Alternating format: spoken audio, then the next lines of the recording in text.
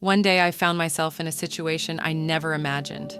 It all started when I took my husband to the doctor for a routine checkup. What should have been a routine visit turned my world upside down. Dr. Lawrence delivered the shocking news about my husband with a serious expression on his face. The severity in his eyes told me that this was no joke.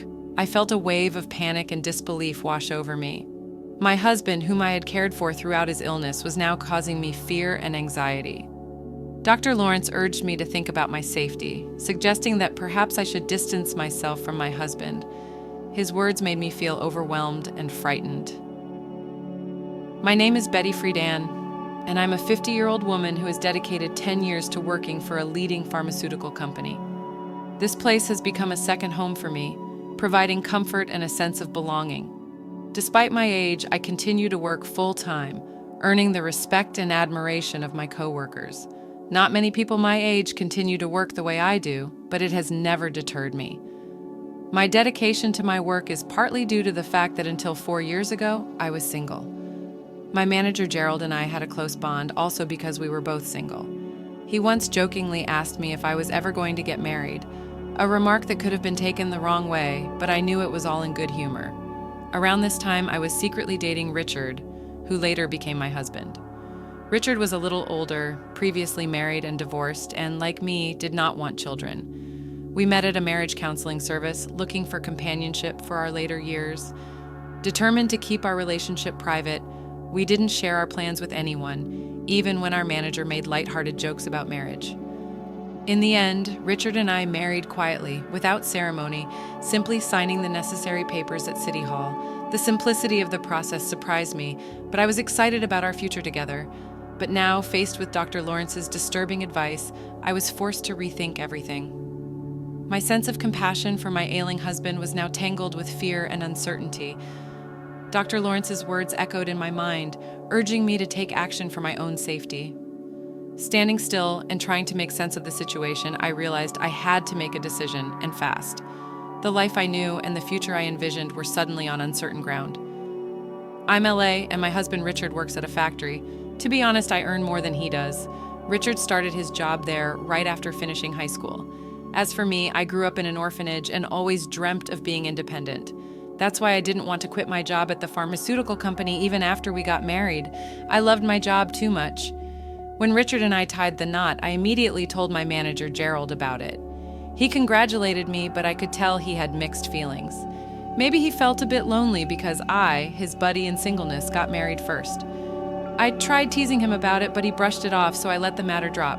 Despite Gerald's reaction, I was over the moon about starting a new chapter with Richard. I imagined all the wonderful things our future would hold, but reality turned out to be less shiny than my dreams. Life as newlyweds was pretty standard, not much changed for me. I kept working, and the biggest change was probably moving to a more rural area and commuting by car instead of bus. Richard and I shared my old car because he didn't have one. About a year into our marriage, though, things started to get rocky. Richard began showing signs of depression. He seemed off, hardly eating his breakfast, getting lost in his thoughts, and even getting small things like condiments mixed up. His clothes didn't match, and he became quieter at work and at home. Although I've always appreciated Richard's quiet strength, his silence became too heavy, making it feel like I was living alone. This loneliness crept up on me as I noticed these small but significant changes in him. It dawned on me that Richard might be dealing with a mental health issue. Watching someone you care about struggle without knowing how to help is incredibly hard. I decided to take Richard to a clinic that specializes in mind and body health, where he was diagnosed with depression. I had a basic understanding of depression, but hearing the diagnosis made my world feel a bit dimmer. The doctor explained that the best way to tackle depression is to address its root cause directly. However, pinpointing the exact reason for Richard's depression was challenging. He had been working at the same factory for years without any issues, and nothing significant had changed in his job. If anything, I worried that perhaps our marriage had somehow contributed to his state. During our conversations with the doctor, I assured him that we were living a content life and couldn't identify any direct pressures at home that might have led to Richard's condition. The doctor encouraged us to return if we noticed any changes or had any insights into potential causes of his depression. Despite multiple visits to the clinic, we couldn't find the root cause of Richard's distress. Over time, his depression only deepened. On his worst days, Richard would barely get out of bed, plagued by headaches or calling in sick to work. His appetite vanished, and he lost a noticeable amount of weight. Eventually, he was unable to continue working and had to leave his job. Richard felt terribly guilty for putting all the financial burden on me, but I reassured him that I was okay with working. My primary concern was his well-being. It was tough to see him so affected, and I constantly worried about him, especially when I was at work. There was an incident where he went out and couldn't find his way back home, which made me fear he was battling not just depression, but potentially dementia as well. This possibility added to my stress when colleagues asked about how things were going. I had to admit that Richard wasn't improving. Seeing someone you love struggle so much without a clear way to help is incredibly difficult. Gerald noticed I was looking particularly worn out one day and handed me an energy drink. Drinking it made me feel a little better, and I was touched by his gesture of support. He reminded me that we're all in this journey together, and his words nearly brought me to tears. With everything going on with Richard, I hadn't realized how much stress I'd been piling up on myself. It became clear that I needed to keep myself together, or else I might break down too. So I threw myself into work, trying to maintain some normalcy in our lives. Years have flown by, and things with Richard haven't improved. In fact, they've only gotten worse. As our third wedding anniversary approached, I couldn't see any light at the end of the tunnel for his condition. Then, one morning, I noticed our car wasn't where it should have been. Confused, I checked again, but the car was definitely missing. Since Richard's diagnosis, I was the only one who drove it. I hadn't used the car since the day before, which meant it should have been at home. Concerned, I asked Richard if he knew anything about where the car might be. He casually mentioned he thought it was there when he got home yesterday. I remembered he had gone out for a bit while I was at work. The doctor had suggested he try walking or jogging to help him cope. If the car was there when he returned, it must have disappeared sometime during the night. With the car gone, I had no choice but to use public transport, which made me about 10 minutes late for work. I explained the situation to Gerald, who was understanding but puzzled about the car's whereabouts. He wondered if Richard might have taken it, but I dismissed the idea.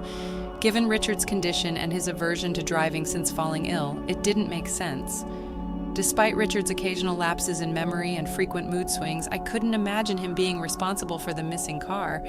The mystery of the car added yet another layer of complexity to our already challenging situation. Right after realizing the car was gone, I didn't waste any time reporting it to the police, hoping it would turn up soon. But deep down, a nagging worry haunted me that it might be gone for good. As if that wasn't enough, something else strange occurred. On the day I was supposed to get my paycheck, I went to the bank to take out some money and noticed that my personal bank account was empty. I was taken aback. We do have a shared account, which I checked next, only to find it was also at zero. This left me completely baffled. Richard and I shared the joint account, but he had no access to my personal account, nor did he know its PIN. Yet somehow all our savings had vanished. The cold wave of shock hit me hard. Once home, I confronted Richard.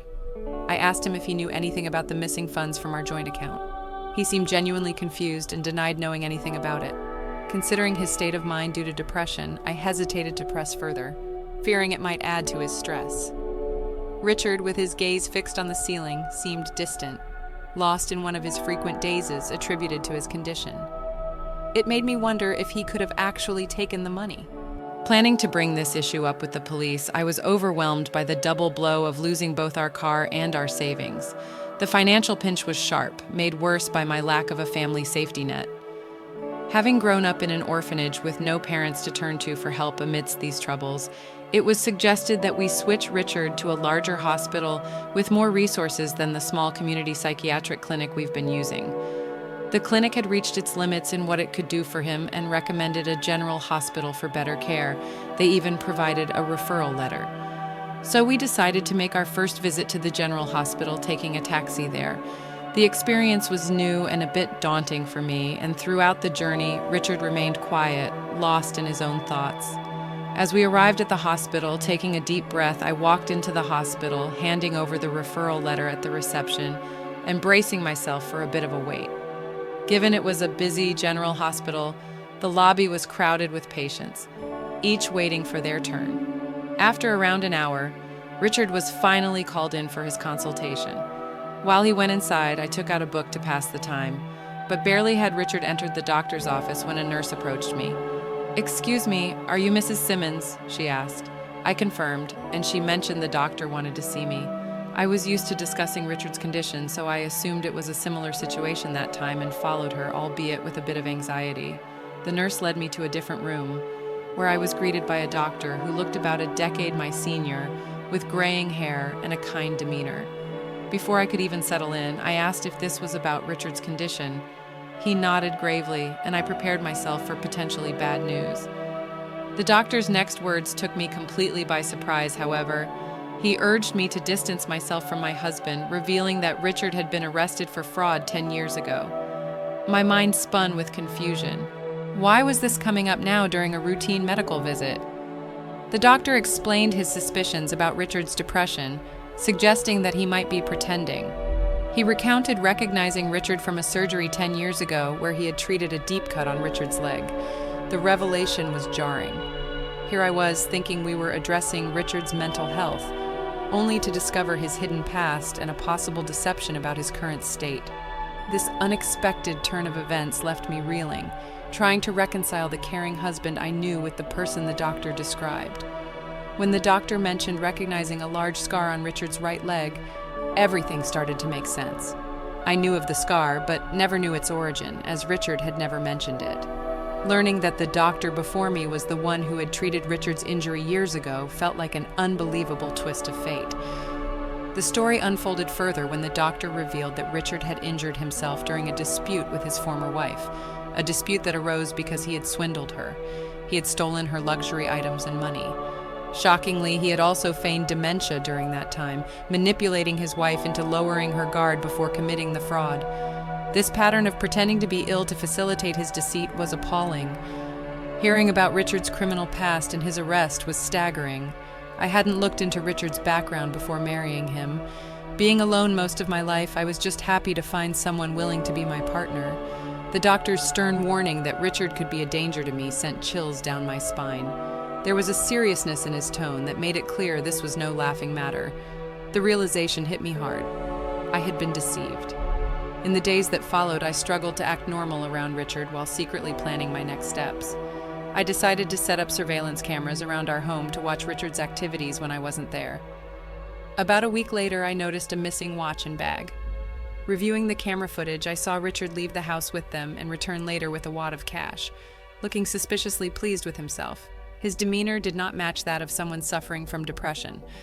This footage confirmed my worst fears. Richard was behind the theft of my belongings, the car, and our savings.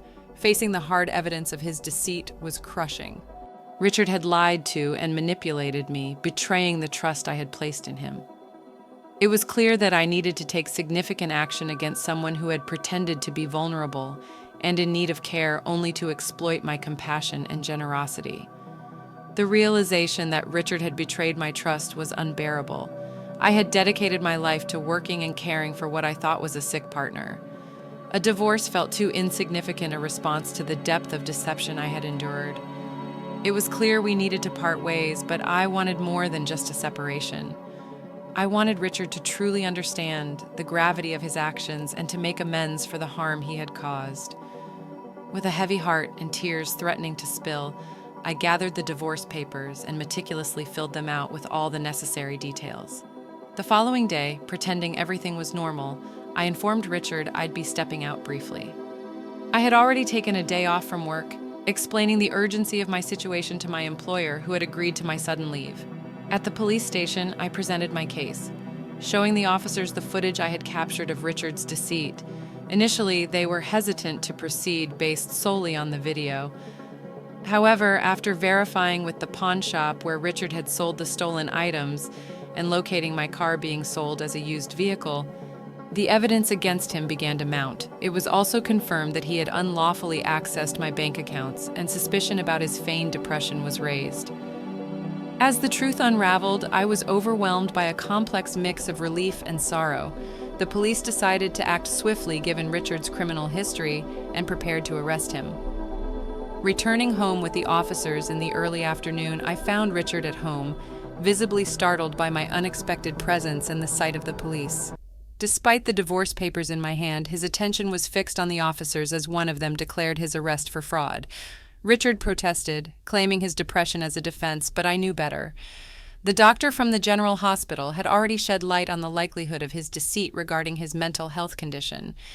In that moment, facing both the legal consequences of his actions and the end of our marriage, Richard's facade began to crumble. The decision to take this course of action was difficult but necessary to protect myself and seek justice for the betrayal and manipulation I had endured. On my recent visit to the hospital, a doctor recognized Richard from his past actions. He shared that Richard had once feigned dementia to trick his former wife and expressed doubts about Richard's current claims of depression. Despite these serious accusations, Richard remained unshaken in front of the police, dismissively denying everything. It was as if his history of deceit had prepared him for this moment, showing no sign of guilt or remorse. Richard challenged us, demanding proof of his fraudulent actions. His boldness was baffling, especially with the police right there, ready to arrest him based on solid evidence. It was a clear indication of his habitual manipulation and his underestimation of the situation's seriousness. For 4 years he had lied to me, taking advantage of my trust to steal from me and misuse my goodwill. Yet, in a twisted turn of blame, Richard suggested it was my fault for being too trusting, insulting me further. His odd audacity was astounding. I had supported him, hoping for his recovery, only to be repaid with betrayal and scorn. In that moment, my patience vanished. I declared my intention to seek legal advice and pursue alimony, urging him to face the consequences of his actions. At the police station, my outburst surprised even the officers, but it seemed to shake Richard's composure finally. As the police handcuffed him, Richard's defiance crumbled. He looked defeated, his arrogance replaced with frustration as he was led away. Watching the scene, I felt detached, as if observing someone else's life unraveling. Since the doctor's warning, nothing seemed real anymore. Yet here I was, facing the harsh truth of my situation, determined to move forward from the chaos Richard had created. Watching Richard being led away by the police felt surreal, almost like a scene from a dream. This moment marked a turning point, allowing me to envision a return to my life before the chaos of marriage engulfed it. Though a sense of relief washed over me, knowing I wouldn't spend my future under Richard's manipulative control, a wave of loneliness followed. Having waited more than 47 years to marry, the prospect of solitude once again cast a shadow over my newfound freedom. 2 months later, our divorce was finalized. The process had been slightly delayed due to Richard's arrest, but by the time everything was official, my emotions had settled, enabling me to reflect on our shared history with a clear mind. Richard's future was uncertain, facing imprisonment for his second offense. I could only hope this experience would lead him to sincerely reconsider his choices. In the wake of our marriage, which had dissolved into nothing more than a disillusioning memory, I found myself pondering my next steps over a simple lunch at work. It was then that my boss, Gerald, approached with a casual yet loaded comment as he joined me with his store-bought hot dog lunch. "I think you'd be just fine if you were with me," he remarked almost offhandedly. His words caught me off guard, and it took a moment for their full weight to sink in, leaving me momentarily flustered. "Yes, I'm serious," he added, seeing my hesitation, his tone smooth yet sincere. I was speechless, my lunch momentarily forgotten as I processed his proposition. Gerald then returned to work, leaving me to contemplate his unexpected offer. In a daze, the idea of a romantic relationship with Gerald had never crossed my mind, yet I couldn't deny the care and stability he had always shown me. His steady presence and responsible nature suddenly cast him in a new light. Despite my initial reaction to evaluate such matters, as I continued eating, the seeds of possibility Gerald had planted began to take root, suggesting a future I hadn't dared to imagine until now. The thought of inviting Gerald out for a meal after work sparked a warmth within me, kindling a sense of hope for the future. Perhaps this was the perfect moment to embark on a new journey, to explore the possibility of happiness and companionship once again. The idea of stepping out of my comfort zone and into a new beginning with someone who had shown me kindness and support felt both thrilling and comforting. Tonight, I decided, could be the start of something new and beautiful.